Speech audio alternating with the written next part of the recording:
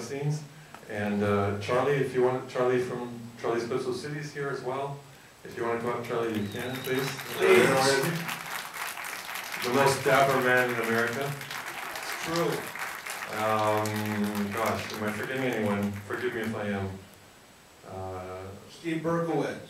Steve Berkowitz from Sony Records, well, no longer Sony Records, but who was instrumental in helping us secure the Blue Xmas track. I'm so grateful, thank you. I think that's it. Let's start with some great questions. Excellent. I'll just ask like the... Yeah, sure. Sorry. I'm running the show, you're running the show. You go right ahead, please. I'm going to start off really quickly and then I want to open it up to questions. But, you know, obviously this story is your story, but what finally motivated you to actually make a film about it as opposed to just sort of pursuing your interest in Christmas music? Oh gosh, I'll try and make this really concise. I was making movies on arts grants and bits and pieces of money that was just not clearly going to sustain a career and be able to afford me a living. So I was looking for a project I could make for television, and I knew even if I was making it for TV, it would have to be something I could get behind 100% and be passionate about, because I knew it was going to be at least 2, 3, 4 years of my life. It's going to be a much longer journey than that, but it was actually Al, who I didn't know at the time. I bought a Christmas record from him off eBay. He sent me, along with the record, he sent me an article from a now defunct but really cool magazine called Cool Strange Music Magazine out of Seattle. And in it was an article about Christmas music collectors, legendary Christmas music collectors. I was like, wait a minute, you mean there's other people out there doing this, like me, and other weirdos, and they're legends? There's like 5 of them in the world. And I was like, it was just beautiful. The whole thing read like a template for a documentary movie. And so that was the genesis of the project. And just one more for me, which is, you're focusing on a very specific kind of music that's known for a certain time of year. So and you just alluded to it. How long did it take? Was that presented challenges in terms of making the film? How many years did it actually take you as a whole to put this together? It took just over 8 years to make, 4 years to raise the money, because I'm not a known name director, so raising the money, it was a sizable budget. I'm not going to say how much, but it was tough. It was difficult to get people to understand the movie I had in my head, and people often have a knee-jerk reaction to the words Christmas music. So to try and get across what I wanted to do was tricky, and it just took a lot of time. Then 3 years to shoot, and a year and a half to edit. Shooting was interesting, and I'll try and be brief again.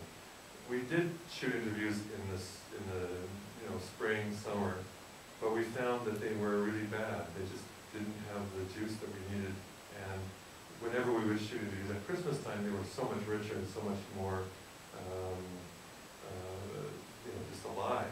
And that's because I realized people's heads were in the space at Christmas time, and their whole psyches were sort of surrounded by the holiday, and so Christmas was on their mind, and all the emotions and everything to do with the holiday was present, omnisciently so. So we scrapped those other interviews, and every year we had to decide, okay, this year we're going to shoot these 4 characters, and then next year the other 4. And so we had this weird shooting schedule, which is very unusual for a documentary film or any film, where 10 months would go by when we wouldn't be doing anything.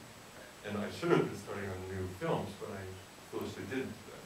But anyway, I worked on the movie and we edited a bit. So yeah, that was a bit of a logistical challenge. I'd love to open it up to questions from the audience, and it's a bit bright, so just make yourself seen. Please, I hope you have some for the folks who are on stage, because I would love for them to have a chance to talk about their experience. Yes.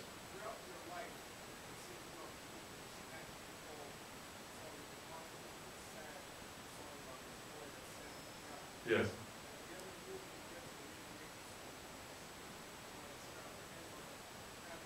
Yeah.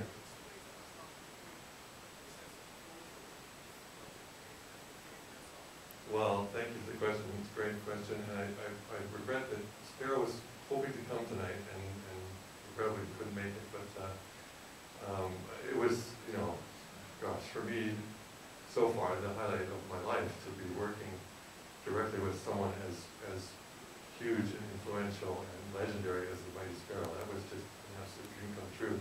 When that opportunity presented itself, I really wasn't sure we could secure him. I thought, the chances were pretty slim. But it, you know, the whole way that unfolded, which you saw on film, I mean, that was one of those really happy Thanks to accidents. Charlie. Yes, thanks to Everybody. Charlie.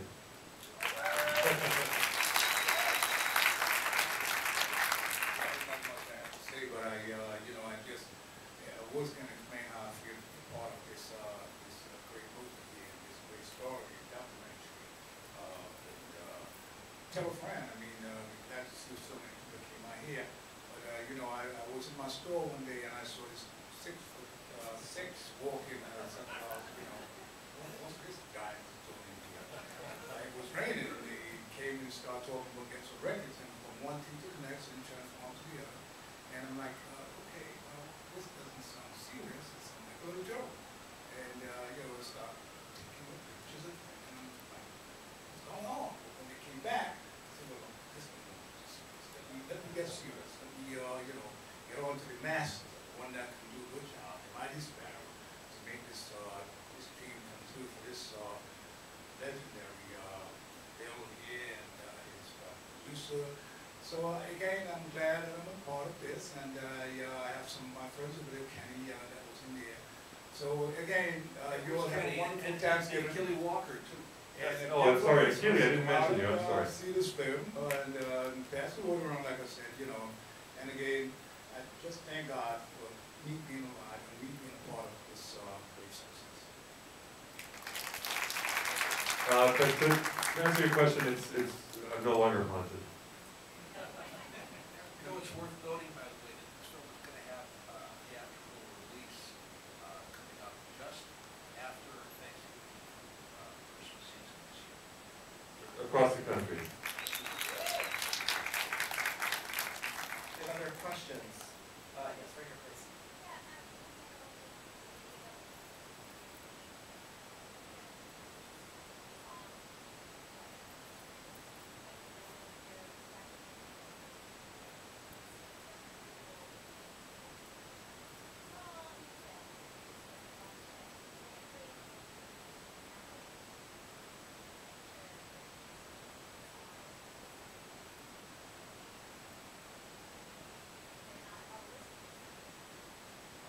Well, the radio used to be the hearth, right? That's what everyone, before TV, that's what would bring everyone together during the holidays. And you're right, it is kind of good radio seems to be disappearing. But do you want to take that question, Bill? Do you want to respond to that at all? Christmas isn't going anywhere. There's always going to be Christmas. There's always going to be a Christmas song. Charlie and I were talking about it today. I said, what's going on in Trinidad right now? About the current, apparently in Trinidad, Christmas starts in October. Am I wrong? So Wow. they're playing Christmas songs in Trinidad right now. We're not hearing it here. That's too bad for us.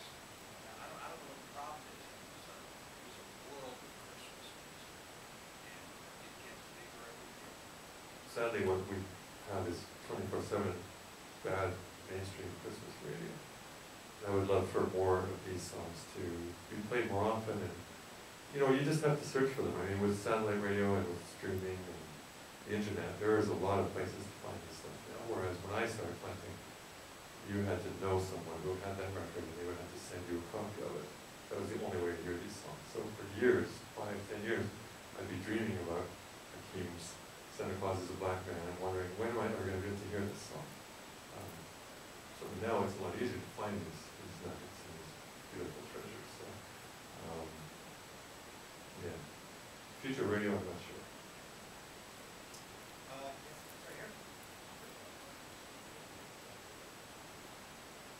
I've never counted, and I don't count that many, several thousand, but compared to some of the people, like Andy Surzan in the film has, over 5,045 at Christmas alone. It's just crazy. Is Bob George still here? And Bob, Bob? in the archive of contemporary music, you saw him in the earlier scenes, is, well, you have a collection now. He runs the archive of contemporary music in downtown in the city, and it's a collection of over 1 million vinyl recordings, 1 million CDs, and if he was still here, he was here earlier, he could tell you how many, more or less, how many Christmas recordings he has. It's tens of thousands, I'm sure. His goal, I think, is to collect a copy of every single record ever released in the world.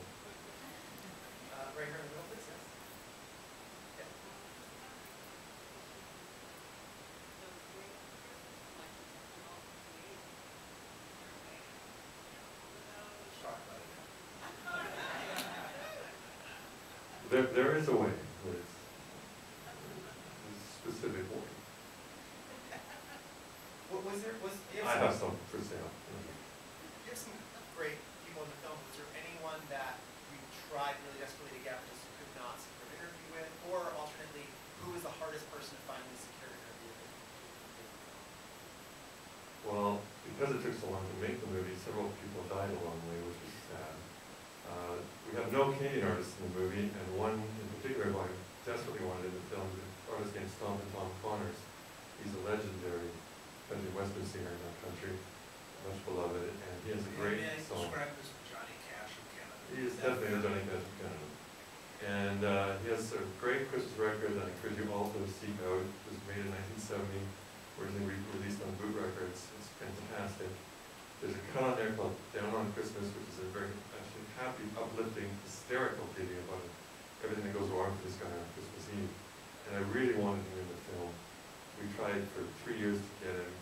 I finally managed to reach the person who knew him well, who sent me to him, and he died 3 days later. Same thing happened with James Brown. I was one phone call away from getting James Brown in the movie, and then he passed away. There's a rockabilly artist named Johnny Preston who did a great song. It's available on a Rhino Records compilation called I Want a Rock and Roll Guitar. Again, great, fun, wonderful Christmas tune. He passed away. So, and Chris Dedrick from the Free Design, who you saw the story of, he, without my knowing, was going through 3 years of cancer treatment in the hopes of beating it. And by the time I managed to find him and reach out, he was in the last months of his life, and I didn't feel comfortable asking him for an interview. So his wife and sister were the ones who spoke on his behalf in the film. Yeah, that was, so many of these songs, so many of the best songs are from the 40s, 50s, and 60s, and of course, people who recorded them or wrote them are getting on. You have a record of everybody else that were able to get on. Yeah, I'm still very happy. When you asked, okay, who was the hardest? Well, to be honest, Rev Run was the most difficult to secure, but I'm so grateful for the time and the fact that he eventually did. But that was not his fault so much as nature. We were secured to do an interview with him on the weekend that Bert and Sandy hit. We had a big shoot at WFMU Records Show, and other collectors were going to come, and it was going to be a big deal, plus the run interview. And then 2 days before, the hurricane happened, and that broke down. But it meant that we were able to film with Run at Christmas time, which was even better. So, happy accident. We do have to wrap up, but I want to thank you so much for bringing the film to Thank you, NYC. Kezin. I want to thank all of your guests as well for being here. I'll be up front with Merry Mixes and some other discs, and person who asked the first question, you have a free Merry Mixes on that one. Thank you all for coming and staying. Thank you.